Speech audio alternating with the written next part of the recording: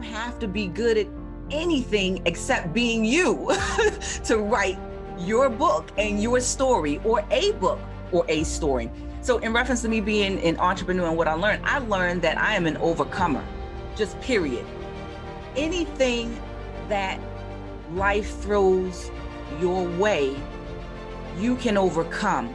It may take time, it may take a whole lot of people, but you can get through it. First one is that it allows you to learn and grow and be resilient. And it keeps you well. And what I mean well, when I use the word well, I'm talking about emotionally, spiritually, and physically. So there are going to be so many times where when we want to practice courage, we have to be self-compassionate. But when we make mistakes, which we should, if you're not practicing self-compassion, we pay a very high price.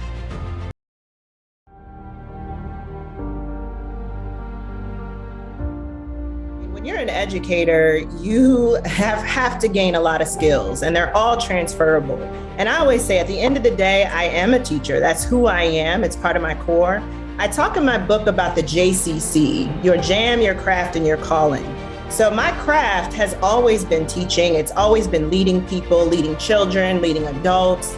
And when I really got still and grew spiritually, I understood that the calling wasn't just in the four walls of a classroom or even the walls of a school as a principal.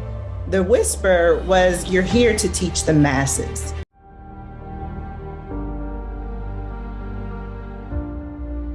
There was a point where I cared too much about what other people thought because of being so concerned about the perception of my story, what others may think of my story, because of keeping it under wraps to a large degree, like you said, putting it aside so that I could go and deliver what was being asked of me as a performer.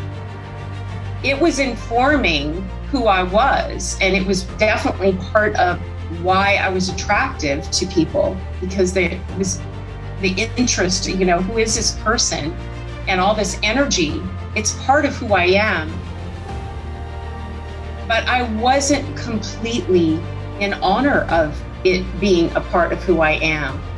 I made the choice to say, I don't want to be this, like I've seen, because I've recognized that those choices others have made, their life is a result of our choices.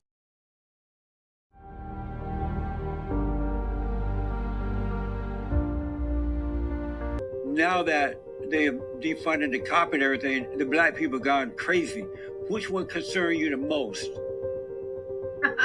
Well, I want to unpack a little bit what you're saying, because I actually would push back against, the black people have gone crazy. Like, we have not gone crazy. How about gone wild? Actually, well, I would say we've gone as wild as everyone has gone. If we take a look at what's happening in society at this moment, not just within the Black community, there are more incidences of crime and violence and misbehavior across the board. It's happening throughout society. The last 2 years, dealing with this global pandemic and people being shut in and all the messaging around that, we're seeing more incidences happen when people are driving. We're seeing more mass shootings. We're seeing more violence happening within one another. So we know that that is taking place. So it's not just Black folks have gone wild. It's the same thing that's happening. It's amplified in our community because it gets covered more. You asked me which one was I more concerned about them dealing with violence within their community. Since I live in Baltimore City, our homicide numbers have gone up. We are talking about the fact that we're dealing with a different pandemic here, not just COVID-19, but also the pandemic of violence. Therefore, Black folks across the board actually are dealing with a syndemic, which a syndemic is defined as having multiple pandemics come at you at one time.